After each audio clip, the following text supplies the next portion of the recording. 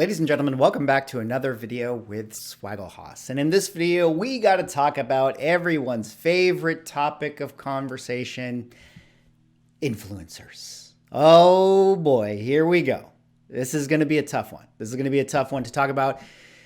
This is going to be a tough one to get through. But I think it is important to sort of have this conversation, especially with everything kind of going on in the crypto world, specifically with FTX and kind of the culture surrounding sort of influencers on YouTube that kind of relate to that in sort of that kind of personal finance world. And I thought it was really interesting kind of following this story, kind of watching it as it goes and hearing sort of the sentiment that is being targeted at those particular influencers that did actually promote FTX. And one of the reasons why I thought it was interesting is because it kind of mirrors a lot of what has been sort of happening in the kind of comic book culture, specifically with regards to kind of whatnot and influencers like, me, if you want to call me an influencer, or whoever else, out there in the community. And so in this video, I kind of wanted to talk a little bit about that story, talk a little bit about how it sort of relates to kind of the comic book culture we're in, and see if I can just kind of add some dialogue to the conversation, at least in terms of how I see it, having, responsibility as someone who has a YouTube channel in this very, very niche kind of subculture that we exist in. And, see if we can just kind of have a little bit of a dialogue and have that conversation and keep it transparent here on the channel. But before I get into the video, if you guys could drop me a like or a comment or subscribe if you're enjoying the content, help support the channel doing those things, I would appreciate it. But let's get into this video here today. Now, the story, if you guys haven't heard, has really been kind of going around, the YouTube space, the news space. I mean, it's one of the biggest stories in the entire world right now, where basically you had FTX, which was a crypto exchange where you could kind of purchase all of your various kind of cryptocurrencies, recently go basically insolvent. And a lot of people who had their cryptocurrencies on that exchange are likely not going to be able to get that money back because of the fact that FTX had some dealings with another kind of brokerage that was basically lending out people's money illegally in the way a bank would do it. But, being that they're an exchange, they probably shouldn't have been doing this. And it is utter chaos in the crypto world. I'm going to let other YouTubers, other videos, you guys can do kind of your own research and sort of really dig into the story. But basically, Sam Bankman-Fried is now the #1 most wanted person in the entire world, which is a pretty crazy thing. And kind of, where we kind of go sort of past that point of the story now, just understanding the context. What I find really interesting is that now the sort of influencers or celebrities that had sort of endorsements with FTX are kind of being pulled into, sort of the conversation and being asked the question, what sort of responsibility do they have to sort of promoting this thing where people effectively lost out a lot of money? And, just to kind of show you guys some of the headlines, we don't have to kind of really go into it too much overall, but you can see right here that, the sports world in particular and characters like Tom Brady have really been pulled into this because if you guys know, Tom Brady was one of the big kind of endorsers of FTX and had like massive commercials where he was like, at the forefront of it. And basically, who knows how much he actually got paid to kind of be an endorsement for this. But a lot of people are sort of targeting him. And there is currently, some movement for a class action lawsuit being targeted at figures like Tom Brady and Shaquille O'Neal and, other people like Steph Curry who had affiliations with FTX. And even on top of all of that, FTX had, sponsorships with like the Miami Heat. They had their name on, video game companies like TSM FTX, if you guys happen to know the video game world. So there are a lot of companies and brands that have ties to this. And it really calls into question, like how much responsibility should be shared by the people that were endorsing this brand. Now we'll kind of take it one step, kind of further in, because on the one hand, Tom Brady is an interesting case study because he is a celebrity, but really he is a football player, right? I mean, I think we all kind of know that. Like nobody actually seriously should think that Tom Brady is going to be giving them, their personal financial advice. It's just like any other celebrity who endorses a product when they drink like, or they're in a Pepsi commercial. Like I wouldn't be surprised if somebody who's a celebrity in a Pepsi commercial actually prefers Coke. Like, it's just something we all understand that celebrities get paid to do this stuff. But when we kind of take it one step down, we kind of go into sort of the YouTube world, and we have a lot of figureheads like Graham Stephan and Meet Kevin and these type of people who actually had FTX sponsors, and they were on YouTube, and their whole entire YouTube brand is talking about personal finance and giving people financial education and financial advice, even though in every single video, they always have to preface by saying, this is not financial advice, please do your own research. But generally speaking, people do look to these individuals and these YouTube channels as influencers who can help them make financial decisions. And due to the fact that they were promoting this very, very volatile, very, very, risky exchange with crypto, it kind of begs the question, like, what culpability do they have in this? And so that is kind of the interesting conversation. And generally speaking, I mean, the people in the YouTube culture are viciously going after characters like Graham Stephan, people like Meet Kevin and things like that, Andre Jick and all those types of people. And it is really interesting to see that because it feels very, very similar to a lot of kind of the culture that has kind of been pushed down into our space, specifically with that of influencers and things like whatnot. And so I kind of really now wanted to talk a little bit about how I sort of see the influencer space and whatnot, and how it kind of mirrors a little bit of that situation, and how I feel about it personally. Because I got to tell you, I mean, with everything that's kind of going on with FTX, it really has kind of, challenged a little bit of how I feel about sort of the responsibility or the shared responsibility that we may all have in our respective kind of communities and whatever, YouTubes and things like that. Now, let me also really quickly make a clear distinction. Whatnot is not even close to what is going on with FTX. Okay. Whatnot is like, it's not even in the same league. It's just, there are some interesting kind of comparisons that we can kind of talk about, at least in terms of, the culture surrounding it. So I don't want to, have this video be something that's me completely bashing Whatnot and having it be like this thing of like, oh, Whatnot is exactly like FTX. It's a total scam. That's just simply not the case. But I do think it is an interesting thing to talk about. So obviously, this all sort of started with the acetate thing, and we've had conversations on the channel with Whatnot before, and influencers and all that stuff. And it's only something that I can kind of speak for myself. It feels like, generally speaking, there has continued to be drama around a lot of the cons, around Whatnot. It feels like every single, week, every single day, there's a new sort of thing, a new post on Instagram, a new, whatever uproar that is happening in the market. And for me, it really just kind of comes back to the one video I did where I was kind of quoting Marshall McLuhan and being the medium is the message. And I think that really still just holds true to me. I think it's not so much that what people are doing in the space is wrong, or that individuals don't have their own sort of responsibility for the books that they buy and things like that. It's just that I personally am of the view that Whatnot and sort of the machine that is behind it and how it sort of approaches the collectible hobby may not be the best medium that produces the best outcomes for collectors and consumers. That's really how I feel. I feel like the design of the machine itself is something that is going to incentivize maybe not the best behavior. And whatever that ends up being, however that ends up playing out, might often result into negative aspects of the hobby, or negative, interactions, or negative, intentions behind everything. And that is something that I think is going to be something that is going to be hard to really control and hard to really figure out how we go from here. But, in looking at the FTX thing and having those YouTubers, having this conversation about how much shared responsibility do they have, to me, I think it kind of comes back to us. And I know, there's a conversation of right now, it's like, is the comic book collecting community really a community? Well, at the end of the day, if it is or it isn't, there still has to be, this coexistence that we all have with each other, right? Like whether you're somebody out there who's a seller, a buyer, a comic creator, or whatever, a YouTuber, we all exist in this space. So for better or for worse, there is a community, and we're going to have to sort of learn to interact with each other in some way that is mutually beneficial for the entire ecosystem, right? I should provide some value to you guys. A comic book dealer who sells on Whatnot should also provide some value to you guys. And you, by buying their, comic books or watching my YouTube, should also provide value back to me. That is how the ecosystem needs to work here.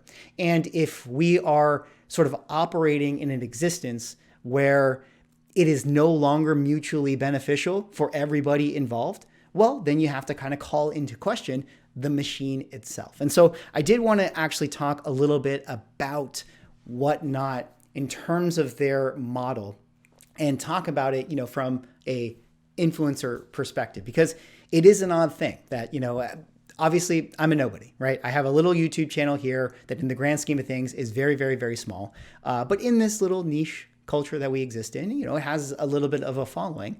And it has gotten to a place where I quite often get inquiries about sponsorship deals. In fact, I've done many sponsorship deals on this channel before. You guys know them. I mean, I've talked about MySlabs. I've had MySlab sponsorships. I've had Torpedo Comics sponsorships. I've had 9-panel sponsorships. I've had a promo code with Key Collector. And for the most part, I think all of those platforms and those places, I think, add more benefit to you guys in knowing about them than they add, sort of a kind of a negative byproduct of what is happening in the culture. But this is where I think it is really interesting and tough to kind of talk about, which is this idea of, Whatnot as sort of a business model in terms of how they kind of approach the influencer and creator space. So this is the whatnotstreamteam.com website. And again, this is all public information. So I am just sharing with you guys how Whatnot has this as far as public facing, copy here. And I'm just going to kind of add sort of my feeling on what I see with how they kind of operate. So let's kind of go through it, how it works. This is the Whatnot Stream Team. If you are somebody out there who is a, influencer or whatever you want to call it, content creator, and you want to, have a partnership with Whatnot, here is what they tell you. Number 1, apply. Fill out the Whatnot Stream Team application and tell us about yourself. Okay. Number 2, enroll. If you are accepted to the program, you can expect an onboarding email within 2 to 3 days of your submission. All right. Number 3, promote. Reward your followers with $15 off their first purchase on Whatnot when they use your super link in the sign up for the app. Okay. That seems pretty okay so far, right? I mean, if you're going to use my code Swagglehos, Whatnot code, you make your first purchase, you get $15 off. I mean, generally speaking, that seems like, pretty innocent, right? It's a win-win for everybody. I make a little bit of the commission on you guys using the code. You guys get $15 off a purchase. All right, that seems pretty fair. But let's go down here to number 4 here. Step number 4, get cash. For every new buyer that signs up for Whatnot using your link and makes a purchase, you get paid.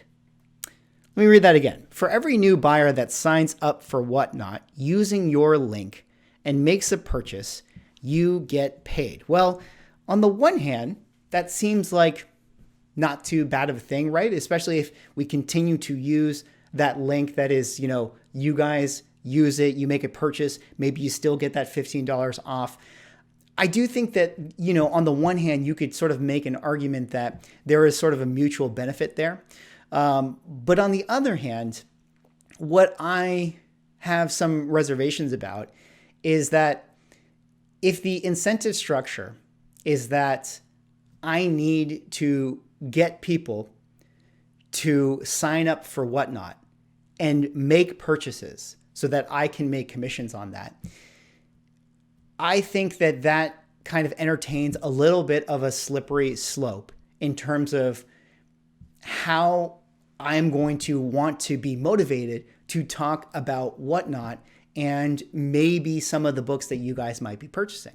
Now, I don't think that this is necessarily a problem depending on the kind of model and the website that we're using. For instance, I would make the argument that if you go to myslabs.com or torpedocomics.com and I can offer you a promo code that just simply gives you 10% off of a book that you make a purchase on, that is going to be a win-win, because those platforms are platforms where you get to search whatever it is that you want to buy. And if you happen to find a book at the price that you are willing to pay for it, then you get 10% off. And that's a good thing overall. But if the model is, I need you to sign up to this platform and you need to make a purchase on anything, and being that Whatnot is not necessarily a platform where you guys get to search what you want to buy, you are being spoon-fed things to buy, then this is where it sort of calls into question. Is what you are being fed something that is actually providing value in your life? Is it something that you did want to buy when in fact you went onto the platform, and that day when you signed onto it, you had no intentions, you had no idea that that book was going to be there for you to buy it? And so I think that this is kind of where, it goes back to sort of the FTX thing. And it is really interesting because even in Australia now, after the wake of this, they are starting to institute some laws that influencers cannot have sort of these certain affiliate link type program things, where if you are incentivized to make a transaction, or if you are incentivized to get someone to make a transaction and you then receive money based on that transaction, that is actually illegal in Australia. They're making that illegal for influencers to do right now. So it completely changes what is sort of an acceptable thing in the business structure and the business model of, the relationship of a YouTuber and, these companies and affiliate links and all that sort of stuff. And it is a very, very fine line. It is a very, very gray area with sort of what seems okay and what seems not okay. And this is one of the things that, I myself am still trying to sort of figure out. I never want to be in a position where it benefits me to get you guys to spend money on things that you don't necessarily want to spend money on. I think that is only going to result in negative experiences for both of us. So it is something I think is very, very interesting to talk about. And I do kind of want to go back to that idea of the medium being the message.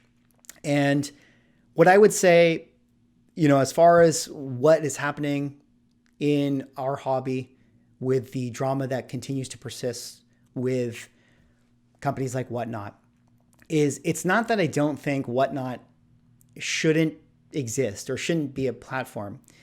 It's that at the end of the day, we all sort of have that personal responsibility. And I think if you're somebody out there who works for Whatnot, and you run the company, or you can make decisions, what I would say to you is that I think you should also try to figure out if the service that you are providing is the best version of the service for a long-lasting ecosystem that is both beneficial to consumers and to sellers in the hobby. And that is really, I think, the only thing that we can do is just sort of hold everyone else accountable and just ask the question, have the conversation, see if it is something that serves the best interest for everybody in the long term. Because that's one of the problems too, is that we need this to sustain. We need this to be something that is gonna go on for more than just a quick dollar, right? I mean, I've talked about this on the channel a few times before, where and this isn't even me. I mean, other people have said this, where it's like, when you sell comics, you need to sell them right as well. You never really want to take anyone, because if you take too many people, if you burn out too many people, that's going to cause them to leave the hobby forever. And the reality is, you don't want that to happen. I mean, you need repeat buyers. And I think Whatnot is going to face an uphill battle if their model is to only grow their platform based on growth and acquisition, and specifically targeting that of like kind of the influencer sort of seller market. Because the only way for Whatnot to really become the ultimate consumer space, even more so than that of eBay, is that they have to be extremely friendly to buyers.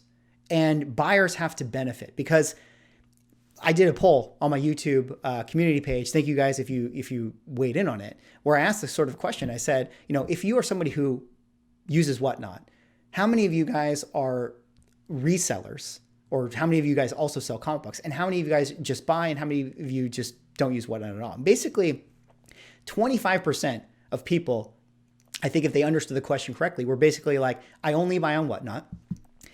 55% of people don't use Whatnot. So let's just kind of cancel that out. And then 20% of people also resell comic books. And if we're kind of looking at that breakdown overall, if that is actually an accurate poll, what that effectively says to me is that half of the audience on Whatnot are people that are buying who are also intending to sort of resell. And then the other half are people who are buyers. If I were to get eBay's analytics and really think about what the percentage breakdown of people that use eBay strictly from a consuming aspect versus people who actually sell on eBay, it can't possibly be that it is half sellers and half buyers on eBay, right? That seems completely unsustainable. It has to be that the breakdown is like 95% of people who use eBay just buy stuff, and then like 5% of people who use eBay are sellers on it. And I think if Whatnot is to succeed, they're really going to have to get